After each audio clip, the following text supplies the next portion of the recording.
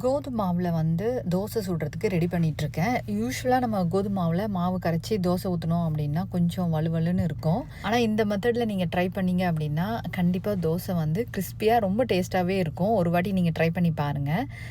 உங்களுக்கு தேவையான அளவுக்கு மாவை கரைக்கிறதுக்கு மாவு எடுத்துகிட்டு அதிலே கொஞ்சம் உப்பு போட்டுட்டு நீங்கள் 1 கப்பு மாவு எடுக்கிறீங்க அப்படின்னா ஒரு 1லேருந்து 2 டேபிள் ஸ்பூன் அளவுக்கு எண்ணெய் ஊற்றிக்கோங்க. அதுக்கு மேலே வேண்டாம்.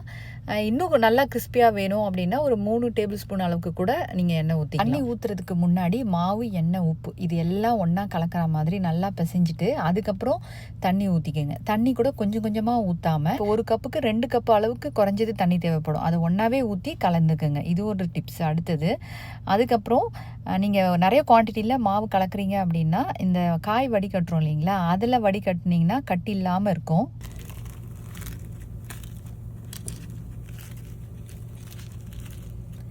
இப்போ இந்த சவுண்டு கேட்டிங்க இல்லையா, அந்த அளவுக்கு கோதுமை மாவில் கிறிஸ்பியாக வரவே வராது. ஆனால் இப்படி ட்ரை பண்ணுங்கள்.